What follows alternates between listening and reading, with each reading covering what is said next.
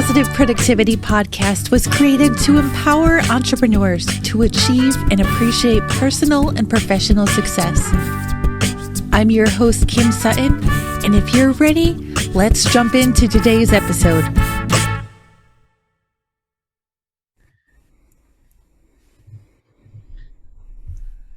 Well, my friends, I am so excited about today's episode. You have heard quite the journey with me. You have heard me be introduced to techniques and methodologies and thought processes that I have never heard of before. However, back in episode number 668 with Zach B.E.T.T.E R, I think I'm saying his name right. B.E.T.T.E.R, thank you. See, it's a good thing there's no rolling of the R's there. You may remember that he mentioned his friend John Cole, who does human design. He had asked me if I had ever heard of human design before. And I had, but I really wasn't familiar. And this is something that I was introduced to about a year ago. I was at an event. People that I was out to dinner with were talking about human design. I was fascinated. I pulled up a website and entered a few pieces of information. And all of a sudden, I got this crazy looking chart put into my face. And I didn't know where to go from there. And my life was crazy. So a year passed. And then Zach talked about this. And I had to reach out to John. So today's guest is John Cole. And I'm going to let him give an introduction to himself. But what I want you to know is if you're listening on your favorite podcast player, if you're listening through my website, I want you to go to the show notes at thekimsutton.com/pp 677 and click the link to the YouTube video version of this recording, because there you'll be able to see the chart as John is explaining it. So John, thank you so much for joining me. I'm so excited to have you here. Yeah, I am too. Thanks for having me today. Oh, you are so welcome. John, how did you get into this? Well, it actually started a while back with astrology about 20-something years ago. My mother is an astrologer, so I was introduced to astrology at a relatively young age. And after, I would say, an initial period of skepticism, I ended up agreeing to get an astrological reading, which kind of blew my mind at the time. I was like, all right, this person has some information on me that no one else has, said or had or pointed out. And it really resonated with me. And that started a decades-long study of astrology, which took me up to about 5 or 6 years ago, when an astrologer friend of mine said, hey, have you heard of human design? And kind of dropped it in my lap. And I started looking at it. And kind of like you said, at first I was like, what is this crazy system? I can see that there are some familiar aspects to it, like the planets, and there's a birth chart, but it was unlike anything I had seen before. And then something clicked, and I dove deep into it, started taking classes, formal training, and then started incorporating it into my astrological practice. And then after a few years of that, I just started doing primarily human design and a little bit of astrology on the side. I have a question that I know some listeners are going to groan at and say, did you really just ask that?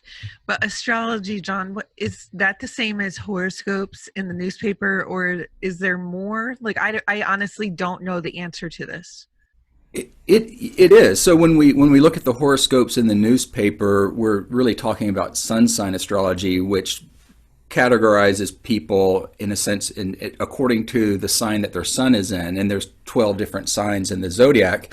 And so I would say it was a very simplified aspect of astrology. There are some very complex, deep, and older astrological traditions that are a lot more involved, but it is the same thing as a horoscope. That's where it's coming from. Okay.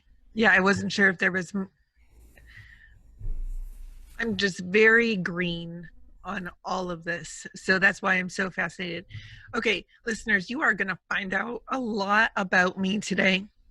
For example, in order to do my human design reading chart, how do you say it? You could say human design chart, or it's called the body graph. Okay. Mm-hmm. In order to do my body graph, I had to provide John my birth date, my city of birth, and my time of birth, which is so funny because when we were talking about a month ago, while we were literally on a Zoom, I picked up the phone and called my mom and I was like, Mom, I'm on a call right now. I just need to know what time of day I was born. She says, 7:09 a.m. I'm 41 years old, everybody. I'm surprised my mom could still remember that. But anyway, I've shared my weight on the podcast. I've shared uh, my credit score when it really sucked.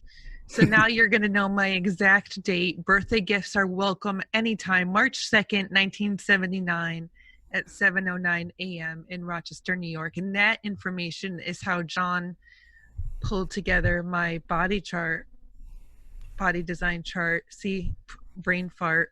And this is what we're going to work off of today. So again, if you're not already watching on YouTube, click over there, because then you can see what was so confusing to me and you can walk through the process as John explains my chart to me. But if you want your chart, wait till the end and we'll give you John's information, because your information, unless you were also born at 7:09 a.m. in Rochester, New York on March 2nd, 1979, your chart's going to be absolutely different. Yes, that's one of the things about this system, which we'll be getting into, is just how different we each are. That when based on the time and place of birth, as you mentioned, you get a very specific, detailed map of you could say your energetic makeup, your potentials, your gifts, your capacities in this life, and you see as much difference in charts as you have people on the planet, just about. And so each person's very unique, and even if the chart looks relatively similar on the surface, there are levels of depth beyond it which show a lot of difference at the same time. So John, I'm going to hide my camera, and I would love if you would take us through a little bit what we're seeing here on the screen. Sure. So just for starters, human design is basically a system of knowledge that came into the world in '87. It was, you could say, received by an individual who ended up adopting the name Ra-Uru-Hu, not his birth name, but he had a week-long experience of essentially a voice that came into his head and started talking to him and telling him things. It was almost like a certain formula or pattern was shoved into this person's brain, and he spent the next 20-something years refining it, unpacking it, and teaching it. So it's basically a system of knowledge that is here in this world at a specific time to support us in living as ourselves, awakening as ourselves to the life that we're here to live. As we said before, it's based on the time and place of one's birth. We're looking at a map of your energetic potential, how your energy chem is set into certain patterns, where it's fixed in certain ways, where it operates consistently, and where it's open. And open meaning kind of conditional or circumstantial, depending on what's going on either in the transit field from an astrological standpoint, or how you're interacting with others, the others in your life. So that's basically what we're looking at here, is a birth chart, or a type of birth chart showing the positions of the planets at two different times. And this is where, if you have a copy of a human design chart or you're watching the video on YouTube, you can see what I'm describing, because it's a very visual system. We've got these two columns of planets. On the right, we have personality, where these numbers are in black, and we have the planetary symbols next to them. And then we have another column where the numbers are in red, and the title there is design. And we have another set of planetary symbols. These are essentially two different birth charts. They're representing the planets at the time of birth in a particular hexagram of the I Ching, which is referred to as a gate in human design. But these numbers represent one of the 64 different hexagrams that are arranged along the, I'm going to switch views real quick, along the wheel, the zodiac Holy wheel. goodness. Wow. And you can see that here we have the familiar zodiac signs for those of you who are familiar with some astrology. And then we have on the outer wheel, we have these numbers and then these little symbols, which are the hexagrams of the I Ching, this ancient Chinese text that goes back thousands of years. It was originally used as a kind of a divinatory system, maybe a little bit like Tarot or the runes, where it's essentially representing these 64 different frequencies or archetypes, patterns of energy and experience that we can have as humans. And it's a very fascinating system in itself. It has some really amazing correspondence to the human genome in terms of our genetic sequence, and there's a certain mathematical construct and elegance to it. But human design is using these gates or hexagrams of the I Ching in place of the signs.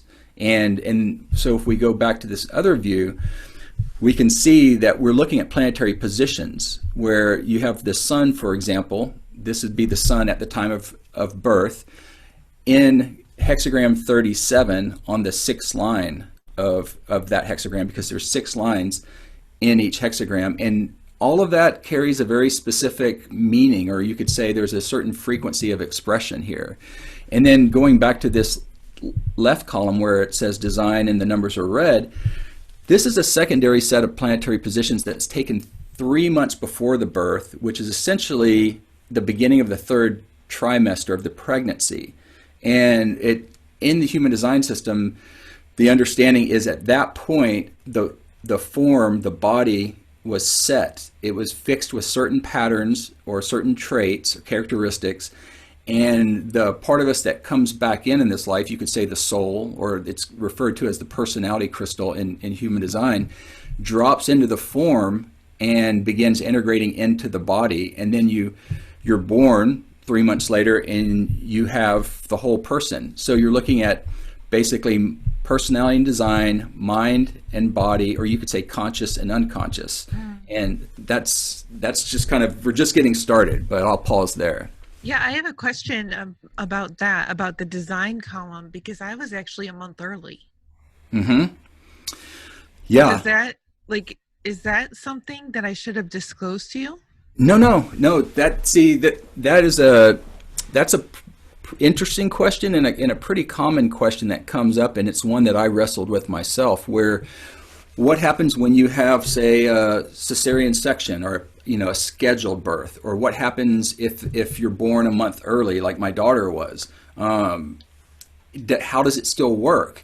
And the answer is I don't know, but I have a theory, or I have an idea that I'll just toss out there, which is essentially that it works because it was all predetermined that way. I'm okay And with that. I mean, I'm Christian, and I know that God always knows. So I'm cool with that answer. exactly along those lines is where I end up. Okay.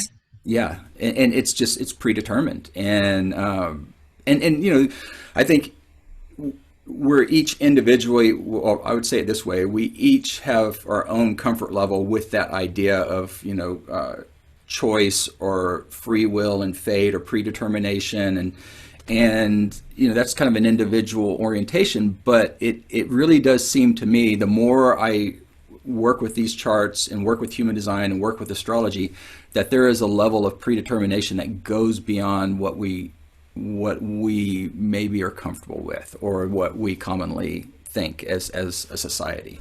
I am okay with that too. So looking with how you just explained it and showing the other chart, the round one, Hmm. what was that one called again? This is the wheel, or the mandala, where you Okay, the can really mandala. see the whole arrangement. Yep. So I mean, really, having pulled my chart myself, I wouldn't have ever been able to figure out what the heck it meant.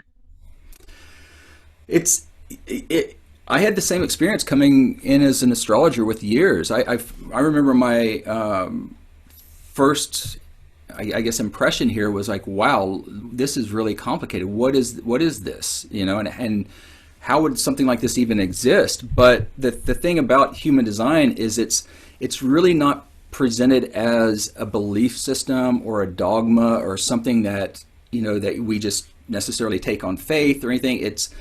It's really best used as a point of reference, something that we can either play with or experiment with, test and verify for ourselves, and see, does this actually hold up? Does this actually fit with my experience? Do things seem to work this way? And that's a very experiential process. It when you first look at the system, it seems very abstract, very intellectual. It's complicated, and yet, and it is to a certain degree. But I think that the real value of it, where the rubber meets the road, so to speak, is in the lived experience. When you start translating what's being described in the body graph into one's life, and you see like, oh, this actually is the way that it is for me, or there's this sense of kind of recognition of oneself in it. And so much of this system is really about coming back to oneself, one's authentic self or true self, and living from that place, from a place of self-acceptance and self-love. And part of that process is kind of letting go of a lot of things that we either thought we were, or that we were trying to be, or other people wanted us to be. And so there's this, what's referred to as kind of a deconditioning process of working with this knowledge. I'm still going through deconditioning.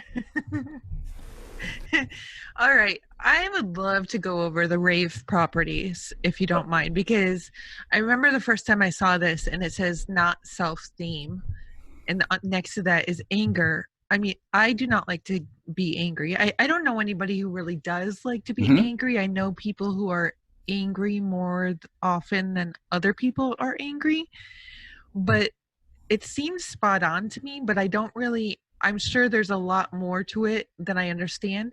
And then secondary to that, I started seeing the type and the strategy and all of that. Would you, I mean, what makes sense for how to walk through what this means? I think the rave properties will be a good point of reference for us. Okay, great. And you mentioned type. Type is one of the first things that people will encounter when they run their chart or they start looking into human design. And I think it does deserve a little bit of explanation in that when we talk about type in human design, it's not so much personality type, like maybe like something like the Myers-Briggs, or it's not really describing things on kind of like an astrological sun sign level, or again, Myers-Briggs type system. What it's really describing is our energetic or auric type, and by aura I mean our bioenergetic field that we all have, and it's describing the way our energy is designed to move through the world, how we're designed to operate in the world. And Kim, in your case, your type is manifester, and there's 4 types in human design. Manifestors are 10% of the population, roughly. There is another type called generator, which is roughly 70% of the population. So the dominant energetic type in our species. And then there is another type called projector, which is about 20%, and that's my type. And then there's a very rare type called reflector, which is about 1% or less of the population. And if you were looking at a reflector chart right now, what you would see is that all of the centers were white. Nothing was colored in. There are no lines running in between the centers. Each of these shapes are referred to as centers, and they're aspects of our functioning. So, for example, like the head centers up here, the head and the ajna at the very top, and then the throat, where the throat is placed. And you've got the center in the middle, this white diamond in your chart, Kim, which is the G center, the center for identity and self. The little red triangle here near the heart is the heart center, the ego center. You've got the solar plexus down here on the bottom right hand corner that's colored in brown with the lines running into it. And opposite that on the left side, you've got the spleen, and that's an awareness center. It has to do with our survival, our sense of well-being. you've got this bottom square second, square second from the bottom, which is the sacral center, which is white in your chart. And then you've got the root at the very bottom of the body graph, which is the physical pressure center, what we ground, and how we handle stress or pressure. And so, when we look at a body graph or chart, we're seeing that some of these centers are colored in and some are not colored in. And we have lines running in between these centers. The lines are referred to as channels, and the channels represent the life force. So when you have channel definition, it fixes your aura into a certain pattern, a certain frequency, and that's where type comes from. And so going back to this type, based on your definition, your energetic field is set into a type that's referred to as manifester, which about 10% of the population has that type. And so I can talk a little bit about what it means to be a manifester, and we can go into your specifics. Or yeah, I would love that. But I'm glad you brought up the colors, because I was wondering if the colors of the different centers were significant. And from what you just said, I gather that they are. So I'd love to talk about that later. okay, But yeah, let's go over. I believe I have an understanding of manifester, but I would love to hear your explanation. sure. So it's interesting to talk about what it means to be a manifester, especially in today's world where there is generally a lot of talk about manifesting. About let's bring something into form. I want to have an impact on the world. I want to make something happen, or I want to start something. That's very much what the manifestor design is about. But what's interesting from the point of view of human design, there are really only 1 in 10 people who have that capacity in and of themselves. Which, what I mean by that is that they are built or designed to initiate things, to have an impact on the world, to bring things into form.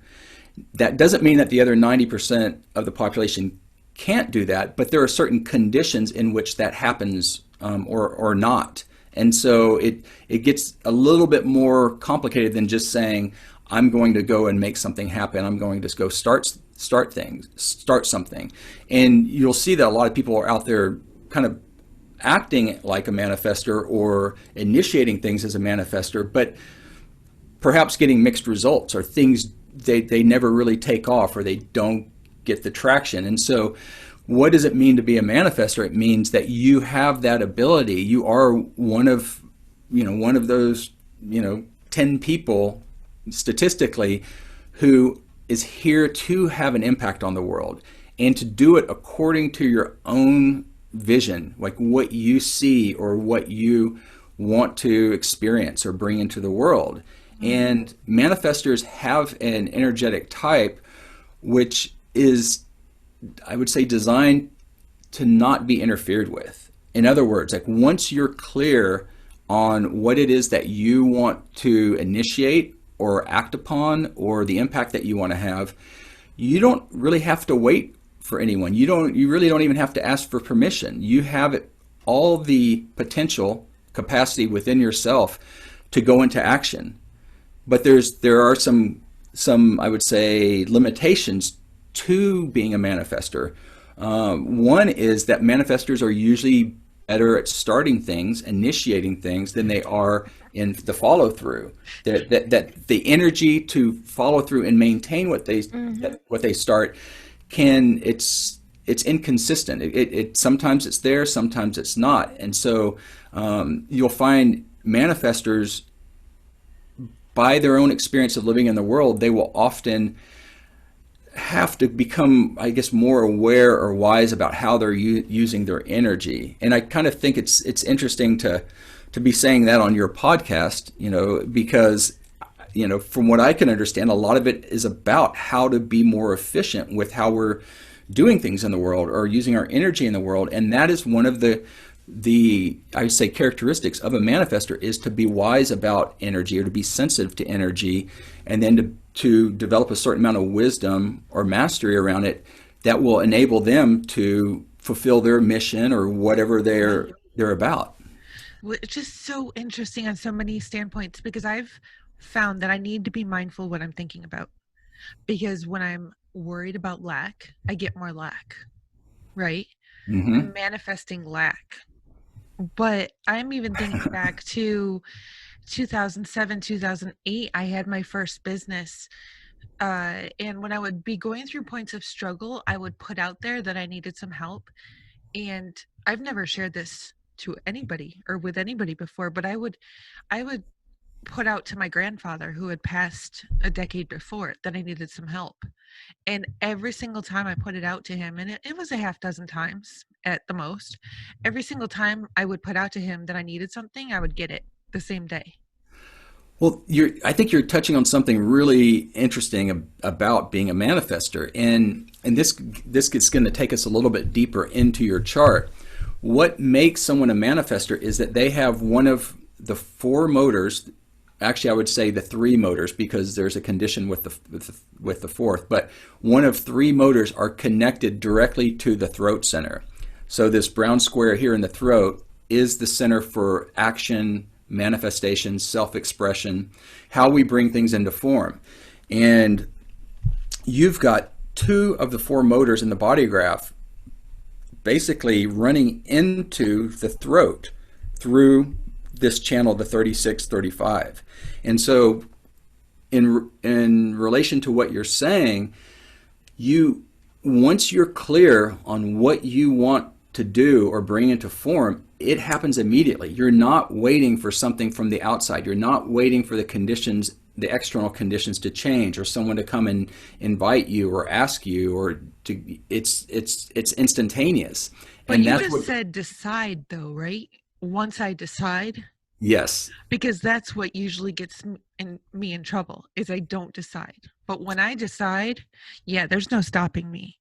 And I'm going to back up for a second where you said that manifestors have I mean, it's the finishing that we struggle with. Hmm. I've called that chronic idea disorder for Hmm. years.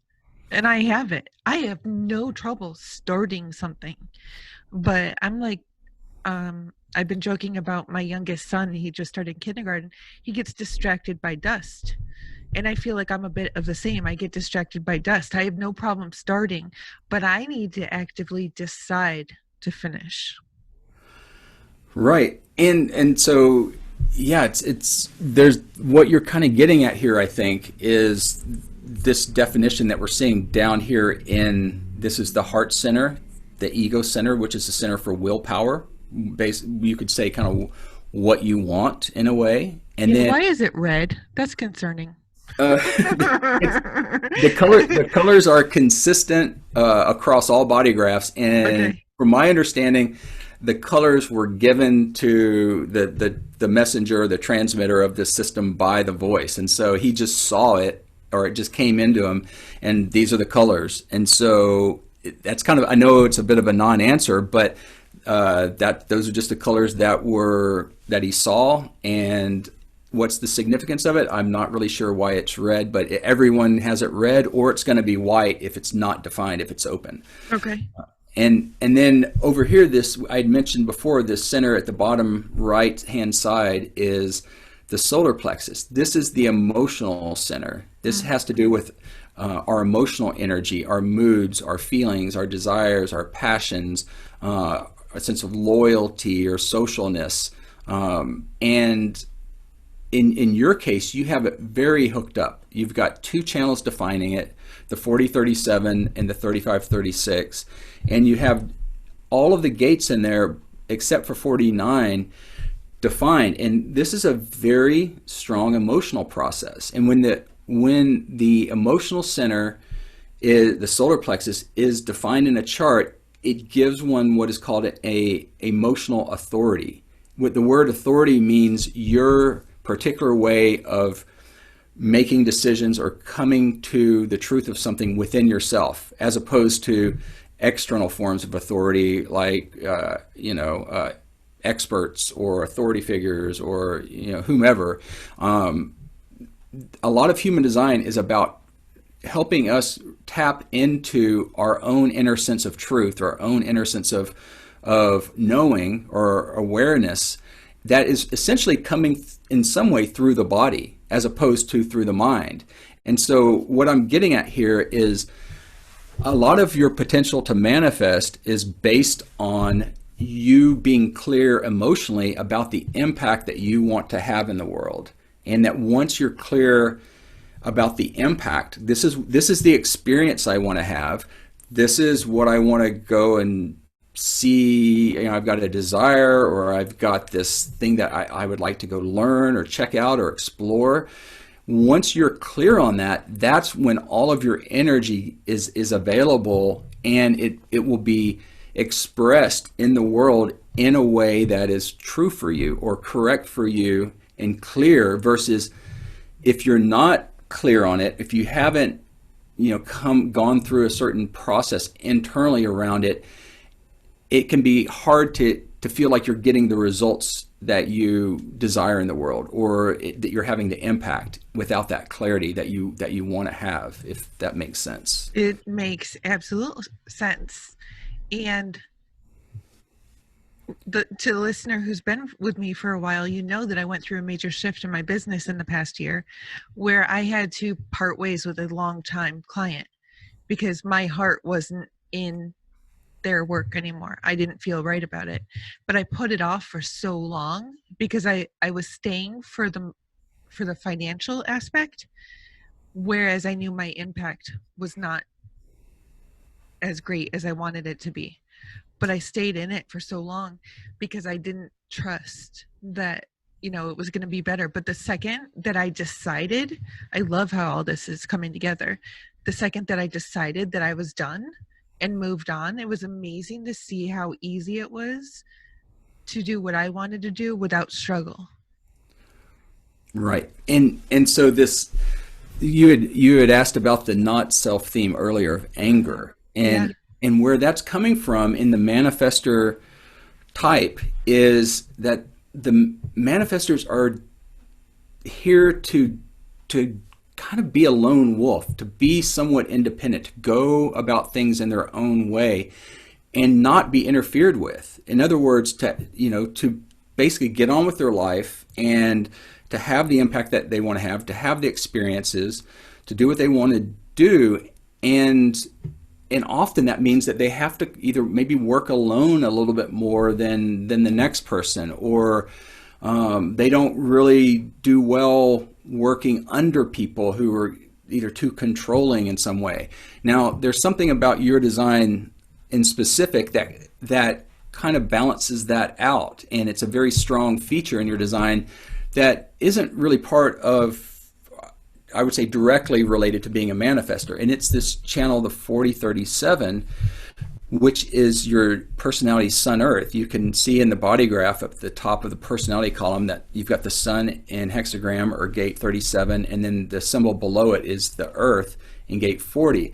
This is called the channel of community, and it represents a very big theme in your life, what you're here to express, or to be, in a way, to be this independent, self-directed manifester who is part of a community or oversees a community.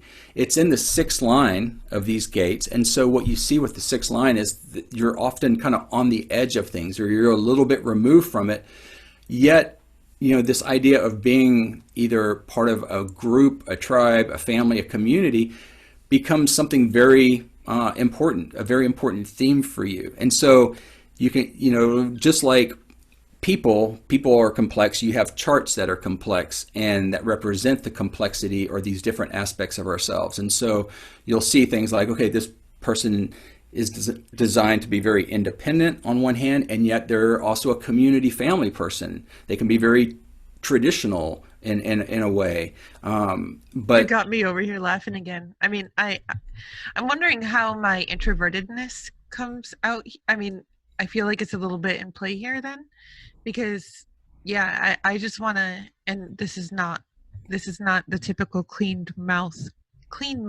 Kim that you'll hear most often on the podcast, but a lot of the time I just want to tell people to leave me the F alone and give me some space. Right. Right. But I also have 5 kids and a husband. So, I mean, just within our house, I feel like I have a community, Hmm. and they're all looking at me. But at the same time, I do like to go to events. But at the end of the day, I don't want to go party. I want people like, don't follow me to my hotel room thinking that we're going to drink all night. Right. Give me some space. Let me climb into bed and watch some HGTV for the rest of the day in silence. Right. And so on this not self theme of anger, that's the anger comes up as a result of being either interfered with or resisted, or if someone were trying to direct and control you or control any manifester, what you're going to get is anger. And it's not, it sounds, negative or unpleasant, and it can be, but what it also can be is an interesting point of reference for everyone, for yourself, and like, oh, I'm getting angry. What am I? Do I need more space? Do I am I trying to be interfered with, or why am I angry? It can be something that brings more awareness, and for the other person on the receiving end, it can be a sign like, hey, back off. I'm done, or I'm not going to keep going now. I'm going to rest, and so Oh my it's gosh, John, it took me years to get through to my husband that when I say I need some space to think about this, does not mean keep on pushing.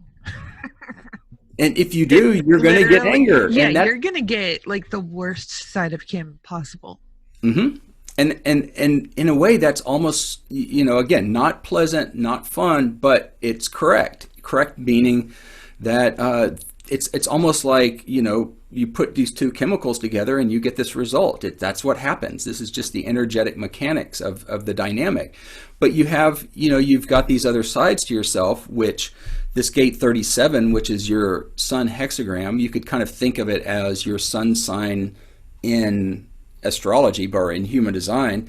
This is called the family in the original I Ching. 37 was called the family.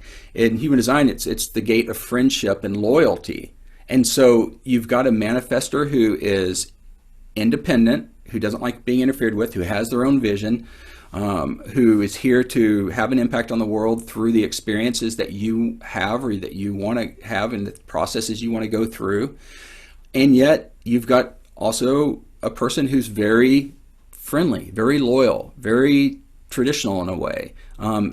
Here for community, here to be a part of something, here to be a role model or a leader in a community or family. That's what the gate 6 really is. In this case, it's the role model. It's a leadership line. And so you're kind of in it, but you're also kind of outside it and above it in a way. And so yeah, it's fascinating to actually see some of these things that we maybe recognize about ourselves or we have a sense of, and then you start seeing it described in a system like human design, and it can be a really helpful point of view in terms of our awareness of self, and for the others in our life as well. You even have me thinking about where I like to sit at events. Some people love the center of the room. No, I'm quite happy at one, being closest to the aisle on one of the Hmm. outside seats, On the edge of or things. on one of the outside tables with my back facing out, nobody behind me. Uh, and I always just thought that was me, one of my quirks. But it is just not in a bad way. So No. looking at both of these columns here, Mhm. are the symbols always the same? From top to bottom, like in that order, or does that order even have something to do specifically with me? The order of the planetary symbols are always going to be the same on Okay. both sides, but what's going to change are the numbers and the lines, or the gates and the lines, the numbers that we see in each column. They're going to be very different from person to person. And in the body graph, the centers will always be in the same position. The numbers in the centers will be in the same position. However, which numbers are colored in and what lines are between them are going to change based on what planets are activating which gates. So to give you a quick example, your 37 sun is right down here in the solar plexus. This is, again, the gate of family or loyalty. And then you've got gate 40 Mm-hmm. activated here by the personality Earth in the ego. And when you have one of these lines, which we refer to as channels, connecting the two centers, the two centers on either side are colored in, and it represents how the life force is fixed into a certain pattern, a certain frequency of expression, and that makes us who we are, or what we are. How it determines how our energy is designed to work in the world, and so the variation comes from what planets are activating what gates and what centers, basically. So fascinating. So, can you walk us through what these different colors of lines mean? I mean, I would have to think that white is is like, I don't want to say insignificant in a bad way, but I would have to think that the lines that I would be looking at are the solid black or the red or the diagonal red and black. Am I right there? You are right, and that's a great question, and that's something I did want to point out here is the the centers, the gates, and the lines that are colored in. They represent our definition, what is fixed, consistent, and reliable in our experience, what makes us what we are. Anything that's not colored in, whether we're talking about a line, a gate like the 17 or the 4, the 24, or the 10 down here in the G center, anything that's not colored in represents where you could, well, I think the simplest way to say it is it's not us. It's not something that we're here to necessarily embrace or nurture in ourselves or to be.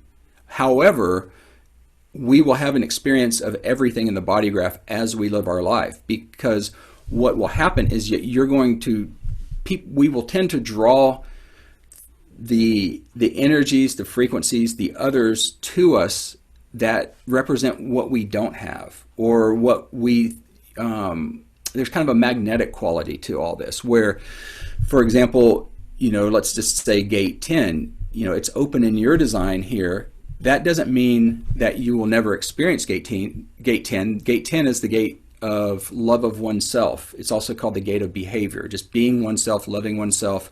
This is me. And you can have a sense of that, but you'll have a sense of that either through your life experiences, through the planetary influences that are coming in, or the relationships in your life. But if you were to fixate on that and say that I need to be that, or let me give you a better example here. This gate 2, for example, this is called the receptive in the original I Ching, but it's the gate of direction, or the driver in human design. And this is about having an individual direction in life. If this was colored in and defined in the G center through this channel, the 214, or another way, it would mean that you would have this consistent sense of identity, who you are, what you're doing, and where you're going. But your design is not about that. It's not about you always knowing who you are, what you're doing, or where you're going. It's basically saying that that's going to come in from the outside. It's going to come in from life, is your sense of direction through your exchanges with life and others. And that when it comes to you, we'll go back to the definition, what's colored in. And looking at your design, you have a lot of what's called abstract circuitry, which is all about cycles of experience. So this 3536 channel here, this is called the channel of transitoriness, a design of a jack of all trades. And this is really about going through life and having experiences, having a desire for a new experience, and just going through it for the sake of it. From this place of like, I don't know what this is, or I haven't had this experience, to coming out the other end and gathering experience. And then this 35 is called the gate of change or progress. And by going through the whole experience, something can be learned, something can be shared. It's Oh something. my goodness. That's huge. So I had somebody tell me once that what goes on in my life wasn't meant to be shared in my business. And I knew in my heart that that was not right.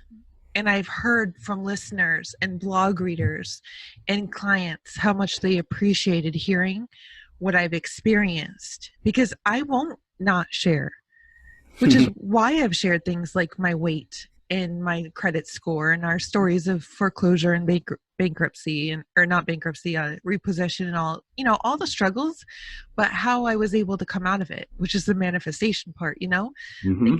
by thinking we will come out of this. And now it's all like, oh, holy, you're blowing my mind. Like I'm sorry, John, but I was still skeptic coming in today because I still didn't like have a clue. Because, listeners, I want you to know that I told John, don't tell me anything about this because I want to hear it on the podcast. Right? Yes.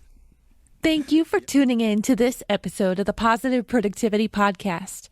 When I'm not podcasting, I'm supporting 6 to 7 figure business coaches with their marketing automation and entrepreneurs like you through my coaching and mastermind programs. I want to invite you to visit thekimsutton.com to learn how I can help you take your business to the next level. So Yes. this is all, and John only knows about me what he's read or listened to. If, and I don't mean this in a bad way, John, but you're a busy person. I don't expect you to have listened to 677 episodes of the podcast. Just, So, yeah, bits right. and So pieces. Yes. bits and pieces, maybe Zach's, Mhm. but that's about it. So, like so many of my stories, you wouldn't have known how much of my story goes into my story. Right. I don't. I'm just reading this map, and this is why I continue to experiment and work with this system, is because it consistently seems to hold up again and again, and I just have to have a certain amount of faith or trust in this, in the knowledge and in the system and in the interpretation, I guess. But yeah, I most of the sessions that I do and when I work with people, I'm meeting them for the very first time and I know nothing about them. And but I feel like what I can do is I can, if again, if this holds up and there's something to it, I can see who's actually there and I can see what the life is about, and then it becomes a question of, can I translate that in a way that's meaningful to the other. And going back to the sharing theme that you mentioned, it's huge in your chart. So I agree with you. You're right. It's like you are here to share, and that is a major theme in your life, and it's a major aspect of what you're doing, your manifestation. These three channels here, the 6447 up in the head, the 1156, and then the 3536, these are all part of what's called collective circuitry in the body graph. It's a type of channel that is designed to be shared. It is all about sharing. Okay, And but the red scares me. I just need to put it out there. The red scares me. Like I see the red and I think that there must be a block. you know what the red is? It's representing the characteristics or the frequency that your body is putting out. So you could think of anything that's red in the body graph as operating unconsciously, not unconsciously as in negative, in any sort of negative sense, but unconsciously as in your body's just doing it. You're doing it without your conscious participation or awareness of it. And so the red ends up being something that we develop a sense of maybe over time, or we reflect on it, or someone points it out. And so for example, this channel of transitoriness, this jack of all trades, it's all about experiential learning and going through the experience for just the experience itself, almost without expectation. Let's just go have this experience and come out the other end, and I'll have something to share, and you're going to have an impact on the world through whatever you're doing in your sharing and how you're sharing on your podcast, through your voice, through your speaking. And the red means that it's just your body doing it. This is what's very natural for you to do on a physical level, regardless of whether your mind understands it or not, or can make sense of it or not. Where if you go to the one fully black channel you have, the 4037, the black would be seen as like conscious, like what you might identify as yourself. Or I could say, hey, you're a family person, and family bonds are important, and being a part of like a community, whether the community is your family and your relatives, or it could be, you could even say your extended family of your podcast audience. There would be a certain awareness to that, like, yeah, I kind of know that about myself. That's kind of obvious. But the red tends to be something that just happens of its own accord, almost like our hair growing or our heart beating. Our body just does it. So what about the red and black? That means that there's a conscious activation and an unconscious activation in the same channel, and what it tends to do is function unconsciously. And so if we get up here to the mind, what's really interesting about this mental definition that you have, the 6447, this is called the channel of abstraction, and it's half conscious, half unconscious. And this sounds like me in any given point of the day. This channel is described as a design of mental activity mixed with clarity. And so this is a very busy mind. It's a pictorial mind that is constantly working to connect the dots and make sense of something. Like, what happened? What was that experience about? What did that mean? And it can be a very creative mind, and it can be something that it's really here to be shared with others. That's the funny thing about the way the mind is looked at in human design, is it's more about sharing. One's mind is about sharing one's view and perspective and awareness with others. It's not so much about making decisions about one's own life. And that's kind of a big departure from a lot of our early education and conditioning and upbringing. But quickly going back to your emotional authority here, the solar plexus, the thing about it is that what this is saying is the correct way of you coming to the truth about something, whether you should do something or start something or the impact that you want to have, is by going through several cycles of emotion and feeling around it. In other words, having the patience to wait until a certain clarity emerges through the emotional process, to where there is either a feeling of clarity, consistency, or maybe just evenness in the emotional process, where I just know how I feel. I just feel like this. But if you're going up and down on kind of like an emotional wave or process, where some days you get up and you feel good about it, some days you get up and you're feeling not so good about it, or you're not really sure, there's a sense of nervousness. All of those things are indications that more time is needed.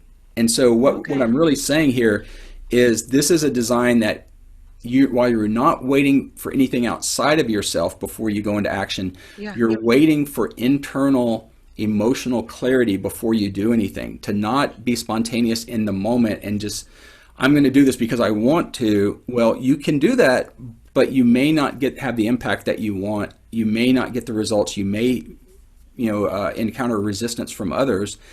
And so there's a process of internal waiting through your emotional process that is going to lead or result in better results in the world for whatever you're doing. Right. Okay. So that's so fascinating to me, because like when I made the decision to leave that client last year, I had ridden the roller coaster for some time, but my roller coaster got stuck at the bottom. Right. And that's when I knew it was time to go. I like the way you described that. I think that sounds right on. I think if you're on the roller coaster and then all of a sudden you realize that, okay, I'm just on the bottom now. This doesn't feel good. I don't like this. This is not working. And I feel that way consistently.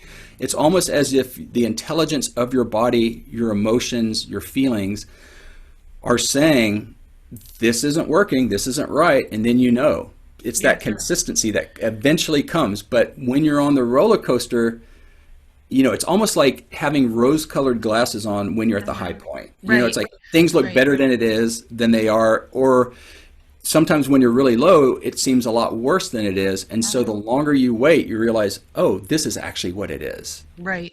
Yeah. And actually, when I made the decision to leave my ex-husband, I had ridden that roller coaster for a couple of years there too. But I realized, okay, this ride I'm stuck at the bottom here too. And I don't want to say, please no, listeners, not every story and major life change in my life happens with being stuck at the bottom of the roller coaster. Like I've had amazing experience that happened after sustained periods at the top. So I just want to make that clear. I see also, and I apologize if you already discussed this one, but the 4426 is also connected. So what is that one? I'm glad you asked. I was wanting to get to that one. So this is an interesting channel that, along with the 4037, the 2644 is a tribal activation. These are both two tribal channels that go with the three collective channels I'd mentioned earlier. And this is about using your will, your ego, to transmit something to the tribe, to a community, to an audience. And 44 is called the gate of alertness, or coming to meet in the original I Ching. And this is an instinctive knows for people how to deliver or transmit something to an audience, to the other. And so this channel, the 2644, is called the channel of surrender, a design of a transmitter. And if you kind of take that into context of being a manifestor and having an impact on the world, part of your impact is going to be through what you're transmitting, what you're sharing through your voice, and what you're doing in the world, and also being able to transmit a message or a product or a service or an idea. That's kind of a key idea or key concept for the 2644. And since it's tribal, the theme about the tribal channels are about support, that there's a supportive quality to this, like a recognition that a particular audience needs some type of support or wants something, or that can be benefited through a transmission, and you have the capacity to do that, and you're here to do that, and here to start those things. And What's huge here is how it all plays together, even in this part, because I do marketing automation for people, right? And I do have this podcast. I have social media handles, on the big platforms. But what has never worked for me is doing it how other people told me I should do it. And that goes back to the earlier, me resisting what other people tell me to do. Mm-hmm. And what has worked for me really well is going about my own, like learning on my own, experiencing it on my own, and sharing it in my own way. And if I had followed what all the gurus said, and I tried once, like I started in 2016. Yeah, I just had to think back. In 2016, I was recording a course because I was told to, and because I saw all these other experts out there doing courses like it. And I sounded like the teacher in Ferris Bueller's Day Off. Bueller. It was absolutely miserable for me, and quite literally, and I think I manifested this. I love seeing how it's all pulling together. The day I finished recording and editing that first batch of videos, it was on Facebook pages. Even the dog agrees. Facebook redesigned their interface for business pages. So everything I had just finished doing and was ready to release was now obsolete. I was like, the heck with this. I'm not doing it again. I don't enjoy it. I know, Penny, right? So I don't do that anymore. Yeah, you can tell me what I should do, but if I don't feel it, I'm not going to do it. Well, yeah, that what you just said. Your manifesting potential is based on feeling, emotion, the solar plexus. That the reason that you are a manifester, according to this chart in human design, is because you have the emotional energy and system hooked up to the throat, the center for action, doing, and having an impact on the world. And so you're exactly right. If the feeling isn't correct, or you're not clear on it, or you're not there in your process yet, then it's not going to be right for you. The other thing that I think you're touching on, which is really good, is that you're here to do it your way. You're not here to do it someone else's way. I mean, we're all here to be ourselves and to express our own uniqueness. But as I was saying before, there's really something about the manifestor aura that is here not to be influenced by others. It's about you finding your own voice. And I find that a lot of manifestors have a certain power in their voice when they really tap into themselves and they start living from as themselves, that carries this either quality of transmission or impact through the voice, not just through the actions, but through the literal voice, which is the throat. And you've got a very powerful design for that. And so if you're trying to follow someone else's template, basically a script that worked for someone else, as opposed to finding out what is correct for you or works for you, it's not going to be as powerful. It's not going to have the impact. And I don't think it's going to work as well. So you're totally right. I mean, I actually got a comment on a YouTube live about a month and a half ago, where I had been following a script that someone had told me to use for doing this video, and then there was a non-scripted video that ended up playing for this person immediately after she watched the first one, and she flat out told me I couldn't even finish watching the first one. This one is so much better because I can tell that you were talking from your heart. And I know you were trying Yoda, right? Do or do not, or try, or I don't know. There is no try is what I'm trying to say. Mm-hmm. But she says, I know you were trying to feel natural, but don't even try that way anymore. And I didn't even know this person, but she could feel it off of me. John, I don't think we really talked about my husband when we talked the first time. No. Do you know how I met him? No. So I was getting ready to leave my first husband. I know that I may offend some listeners here, and sorry, but not sorry. And it was not a safe relationship for me or my boys. And I had already lined up an apartment. So I was in my office and I was looking for furniture on Craigslist.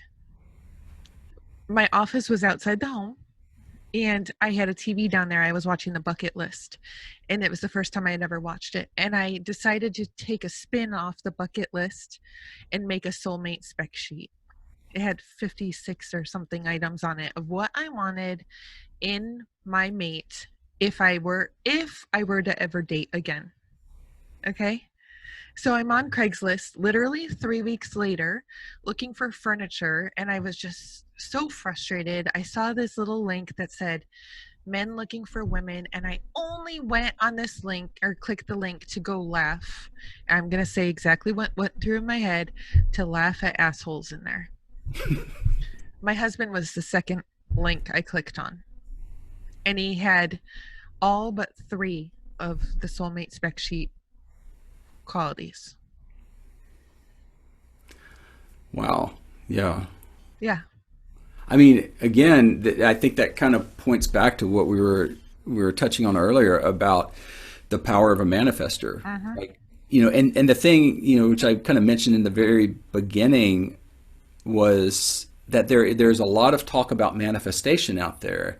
And that's something we can all do. We can all manifest, but the conditions in which each individual can manifest, they vary. They can be different. But it's this design, this 10% of the population, that has that potential within themselves, that once you come to clarity or you want something to happen, it's almost magical. It happens. So it's kind of like, I think you were probably getting at earlier, like, be careful what you wish for, be careful what you want, because it may just well happen and you're going to have that experience or go through that experience. And I've had to be really careful. I mean, we moved into the house that we now own. We were renting to own it, and we told ourselves our family's complete. We don't need it any bigger.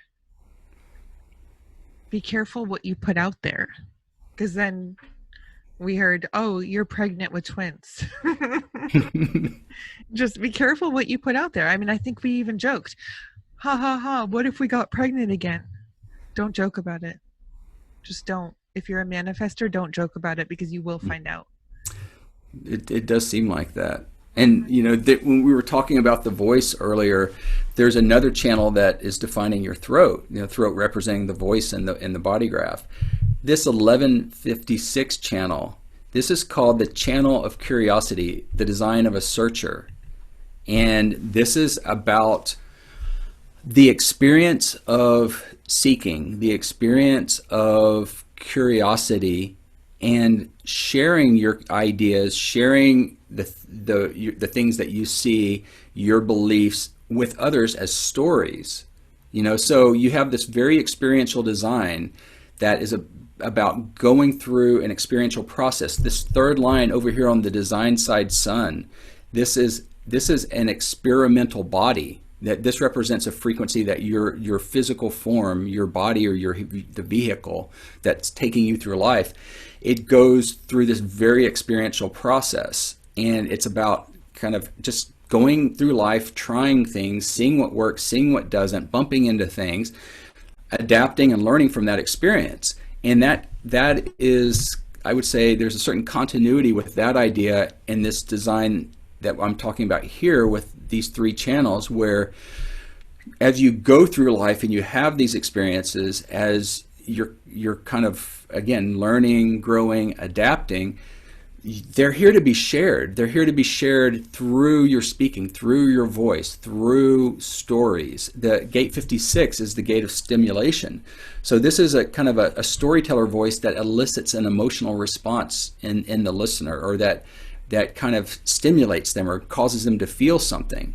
And when you kind of put it all together, you can start getting a picture of the impact that you're here to have in this world. It's really, interesting for me to look at from this point of view, from the mechanics, and then the stories that you're already telling and sharing with me seem to be an example of that. Absolutely. Okay, I want to go through a couple other from the rave properties. Okay. Definition, single definition. Single definition means that all of your centers are connected together in one configuration. Okay. You can see. Yeah, I can see that. And you will also, if you're looking at different types of charts, you'll see split definitions where there's two grouping of centers, triple splits where there's three groups of centers, and even quad splits, which are very rare, you have four groups of centers. Oh. And so when you have a single definition design, it means that there's a sense of kind of self-containment in that within yourself, you kind of have everything you need within yourself to process things internally. You're not waiting to have an experience from the outside or something coming to you in order for you to connect the dots. It's your own process that's kind of self-contained and internal.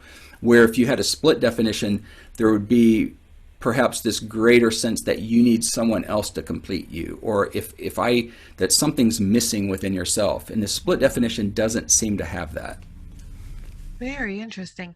And then profile says 6-3, and I know that you've already talked about on the personality side I have the 6s, and on the design side I have the 3s. And looking down both those sides, I see there's a lot of more 6s than any other number on the personality side, and on the design side there's more 3s than any other number. Is that where those come from? The profile is coming from the line activations of the sun on the personality and the design side. Okay. And when you look at all of the planets within the chart, the sun carries the most weight. It's about 70% of the influence of the planets. And so when we look at the line activations of the sun, we're really looking at something that's called profile. And what that represents is kind of the clothes that we're here to wear in life, or the style that we're here to go through life with. And it tells us a little bit about our role out in the whole, in the totality. The 6 is called the role model, and it's a very unique line in the hexagram because it's the only line that goes through a distinct 3-part process in life. And the other lines don't seem to follow that 3-part process. And I'll describe it quickly. It's the first third of the life from, let's say, 0 to 28, 29, which is around the time of the Saturn return. The 6 isn't really operating as a 6 yet. It's not really a role model. It's still developing its experiences. And the 6 is operating more as a 3. And as I mentioned, you have the 3 on the design side. The 3 is this experiential, experimental, trial and error approach to things, where it's about going out there and trying it on, seeing what works and what doesn't work. During that first third of your life, from 0 to 28, 29, you would have been a double 3. All about the experience, all about what you learned, even mistakes. If sometimes six-line profiles feel like the first part of life was really messy or really difficult, or Heck yes. and it's true, it often is, but the thing about the 6 is to realize that it was a necessary part of a much longer storyline or arc over the life. And without that first 30 years of experience, you wouldn't be where you were today. And what happens at around 28, 29 is that it's almost like the 6 is ready to become the 6. You start becoming who you actually are. You start getting a sense of your purpose, your own inner sense of authority. You start developing, you kind of regaining a sense of optimism about life. And this second phase of life for the 6-line profile goes from 28, 29 to about 49, 50, the time of the Chiron return. That in-between stage is said to be when the 6 goes on the roof. And the 6 kind of starts pulling back relative to where you were in the first part of the life. And you start developing your seeing and your objectivity, become more outwardly focused. And it's not like you're not living life or doing things or having an impact on the world. Life continues. But what it's all leading towards is 4950, when that 6 is said to come off the roof, like in other words, kind of come down from its perch, from its objective viewpoint that it's been watching things, and reemerge fully in life. Now that may sound, kind of odd or funny, like right now, if you feel like, well, hey, life is happening and I'm here. But from the point of view of this knowledge, it's saying, yes, and there's more coming. It's almost like life begins at 50 for the 6-line profile. Like whatever's happening now is still leading towards the third part of life, when what I've seen with a lot of 6 lines when they come off the roof is that there's this greater sense of purpose, or like, okay, now I understand what this life is about and why I'm here and what it all means. And now let's really get to work. Wow. Pardon, listeners, and John, please pardon the dog. She's barking at fighting kids in the next room. So I just want to understand one more thing. Like, let's look at the very top. What is the very top, the yellow triangle at the top? That's the head center. Okay, so top. Somebody else's though could be very different numbers. And does the number, like, does high versus low in a number, does that mean anything, or is it just where the lines connect? It's just that particular hexagram, like 1 out of 64. So you've got 64 different numbers in the body graph, and 64 will always be in this position, 61 will always be in the same position, and 63 in the same position. But like you're saying, different people are going to have different ones colored in or not. And you could have a head center that's not yellow, it could be white, completely open. Okay. So now I see it. Like I can see 1, 2. Okay. I see 1 in the very center. So 1 and then 2's directly below it, like in the very, like in the chest area. Mm-hmm. Yep. And then I see 3 down below that. And I was just thinking that was like my measurement for that. But thank you for explaining that. Like I was feeling like, okay, I'm insufficient in some area, but if that's where it always is, that makes a lot of sense. Yeah, and this kind of brings up another good point to make, which is one of the beautiful things about a system like human design is you'll begin to see that there is really no right or wrong, good or bad. It's like, it's not good if you have this colored in or bad if you don't have this colored in.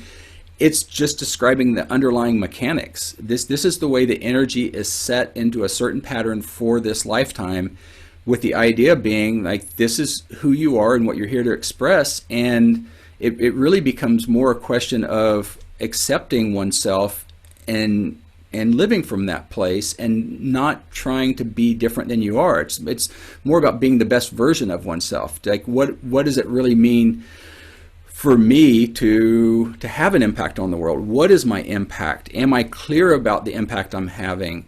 Can I share it? And can I be a part of something larger than myself? Can I transmit what I want to transmit? And so it really, I would say, removes the blame or any sense of right, wrong, good or bad, or judgment from the equation, and we can start accepting ourselves more as who and what we are, and we can accept the others in our life that way. And you realize that a lot of it's just no one's wrong. It's not personal, and so that's where I go with it. And and so sometimes people will look at a chart and say, well, this chart has more things colored in. Is that good or bad? Because some charts are very white, very open. There's not a lot of definition. Like mine, for example, I've got 7 centers open and only 2 colored in.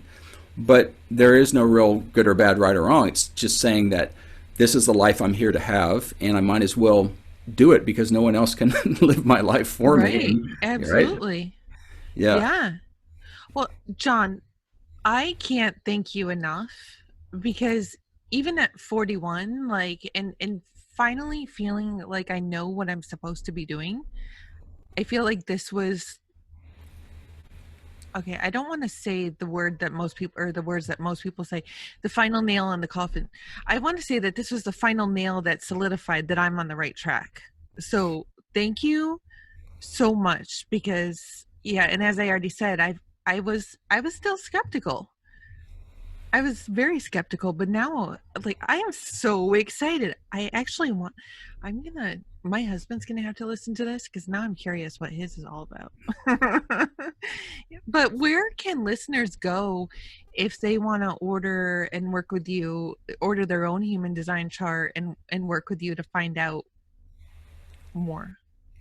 Yeah. I don't feel like I said that right, but you know what I'm trying to say. I do. I understand. So my website is called metamorphichumandesign.com, and I'll spell it out real quick. It's METAMORPHIC humandesign.com. And I have information about human design up there, and if you were interested in booking a session, you can do that there. You can also contact me through the contact form there. I'd be happy to speak with you. And then if you'd like to just go and put your birth data in, and you can run a free chart on Jovian Archive, and that's JOVIN Archive, ARCHIVE.com. And they have a free chart generator, and you can there's a lot of free information on human design on the internet, and just type it up and you'll see all sorts of stuff. Again, I'm happy to answer any questions or to speak with anyone. And if I could, Kim, just leave you with one thing that I want to make sure I cover about your design. It's something called strategy. And each type, like the manifestor type as an energy type, has a specific strategy. And the manifestor strategy is to inform. And what that means is that when you're clear on the impact that you want to have, like what you want to do, the experience that you want to have, what you want to say, and you're aware that there may be an impact. This may affect someone, or it's going to be received by someone. The strategy of informing is really about, you could call it like a courtesy call, or just kind of giving people advance notice of what you're doing so that they can either decide whether they want to be a part of it, how they want to handle it, or maybe they can sign on and they end up being the ones who want to be part of helping you sustain something or build something. And what it does is it removes the resistance, because there's something about the manifestor aura that comes up often where it can kind of put people on their heels a little bit, or they know that they can't control the manifestor. The manifestor is going to do what they want. And so they get a little bit kind of wary or nervous, and the informing kind of reduces that resistance, or that sense of like, okay, I don't know what they're going to do. And it's not like you have to ask for permission. It's more saying, hey, I'm just telling you, this is what I'm doing. And you can experiment with that. Like, like with your husband or your family, and just kind of play around with it and say, what if I tell them in advance what I'm going to do or what's getting ready to happen, and see how it goes, see if there's less resistance. And then what ends up happening is it's not on the rave properties, but the manifestor signature is that of peace. And it's like peace to live your life as yourself without interference, peace to be you, to implement or to follow your own vision. And you'll see that the not self theme of anger just doesn't become as common or prevalent. It's neutralized in a way because through the informing, and that would be something to experiment with. Already been experimenting, not even realizing. And I need to figure out how to show my camera for a quick second. Can you see this, my 2020 goals? I can see it. Mm-hmm. Okay, so I created this in the midst of quarantine. I think I created it in May. And this top one says record my Pinterest for Podcasters course and launch it by August 31st. Well, for the first time, I put it out there, the actual date, because I had been talking about this course since February of 2019. Never put a date on, never informed people when I was going to do it. I just, talked about it, but I never really decided and held myself to it. But the moment that, I had it down here, and then it kept on circling back, and I was going to push it off. And then all of a sudden I was in an event in early August, and without even remembering, even though it was sitting right here, I informed my group during that event, I'm going to have it done by August 31st. I'm launching it. On August 30th, I wanted to stall. And I woke up on August 31st and I said, nope, I've got to finish it. And then I looked over and there it is, Wow. on the board, because I don't look over here very often. Okay. I look here, even when I'm working, I look this way. I'm like, holy moly. And I call my husband up and I'm like, look, I wrote it down earlier this year. Now, I do want listeners to know, as John already talked about, I'm good at starting. And if you've been listening for 4 years, you got to let me know. I've been talking about this book, Chronic Idea Disorder. Look at that, John. Chronic Idea Disorder. It's right there. I've been talking about writing this book for years, since I launched the podcast. I never announced that date. It says September 2nd. I never announced the date. We're past September 2nd, listeners, and the first draft is nowhere near completed. Nowhere near. But the next thing down, okay, no, that's not happening either. I put out another one that I said, my community, actually, I want to launch that. And I've already put it out there when I'm doing it. And it's going to happen. But it's the informing and the deciding and the, I am so excited. Yeah. The informing allows people to either get out of the way or get on board.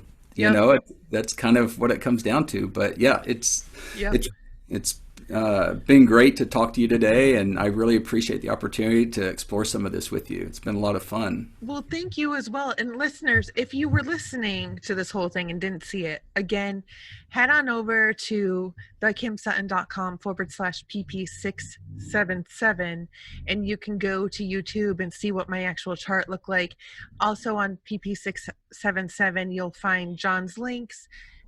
With your permission, John, I'd actually like to put this on my chart, embed it in the show notes as well.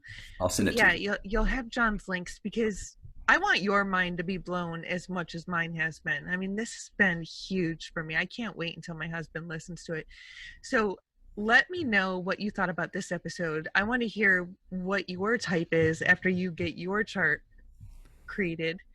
And I also want you to know I did go to Jovian Archive and pull my original chart.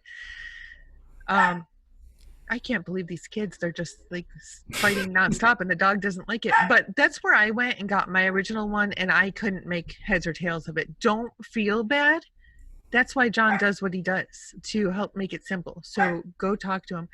John, do you have a parting piece of advice or a golden nugget that you can leave with the listeners and the viewers today?